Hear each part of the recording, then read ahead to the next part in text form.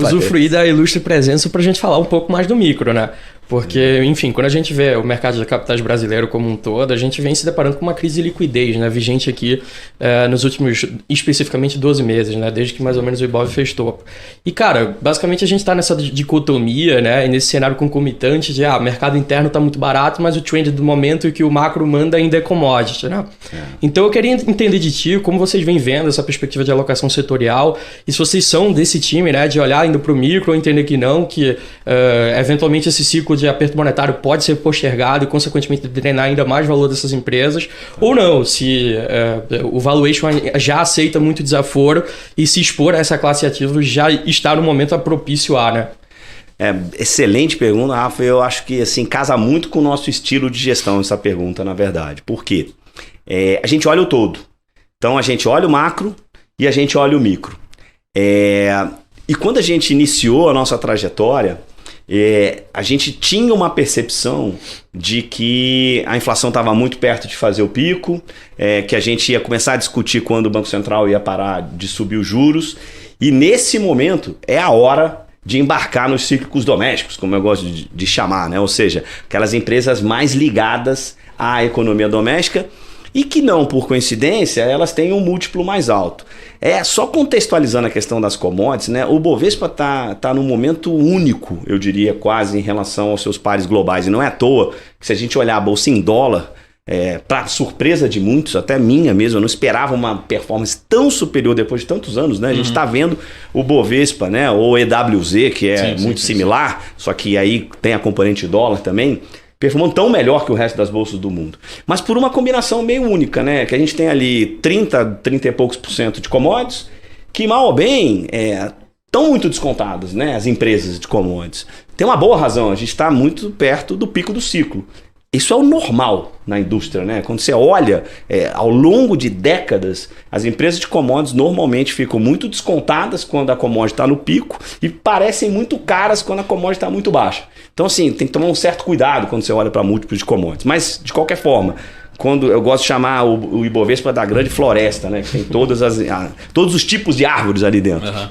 Aí você tem uma parcela do Ibovespa que é bancos, financials, que também está muito descontado.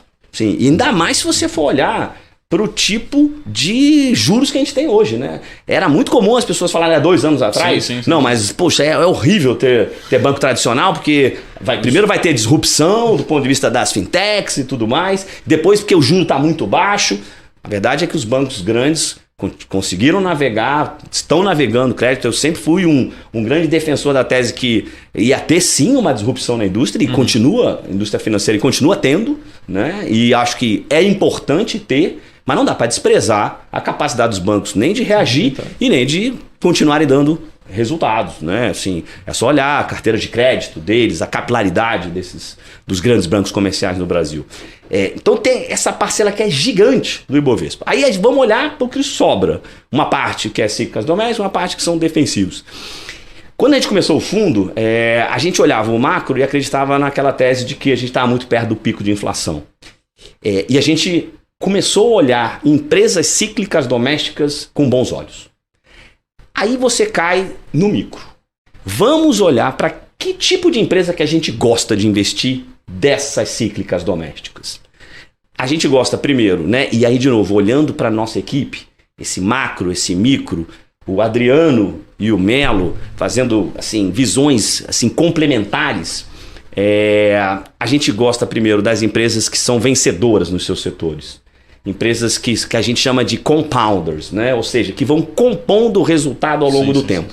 Eu consigo pagar múltiplo caro nesses caras, porque eu acho que mesmo num cenário adverso, e mesmo com o adiamento da alta do início da queda de juros, ou da interrupção do ciclo de alta, que parece que nunca acaba, né? A gente sempre acha que vai... A inflação hoje saiu o IPCA 15, né? A gente está gravando aqui numa quarta-feira. E assim, foi extremamente acima do esperado. A qualidade do número segue, a inflação segue sendo uma grande preocupação. A gente achava que ia parar no 12,75, vai subir mais 2, na nossa opinião, vai para 13,75. A gente está para 2,50 basis points. Silvério, mas isso impede você comprar as cíclicas domésticas? Na minha opinião, depende da empresa.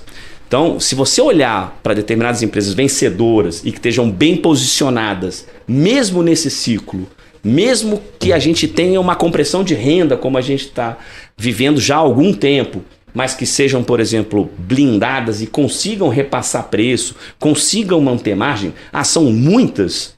Acho que tem algumas. Acho que existem sim boas oportunidades que caíram 50%, caíram 60%, algumas caíram até mais.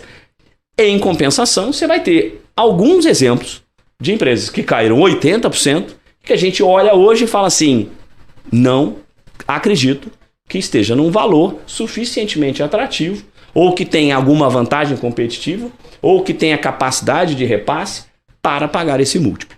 Então, a resposta para você é sim, a gente tem na nossa carteira, e podemos falar um pouco das nossas posições mais na frente, empresas de múltiplo alto, empresas cíclicas domésticas, mas que de alguma forma a gente identifica que, primeiro, já chegou num preço atrativo, e segundo, que elas tenham capacidade de, a despeito do macro, continuar performando bem na sua operação.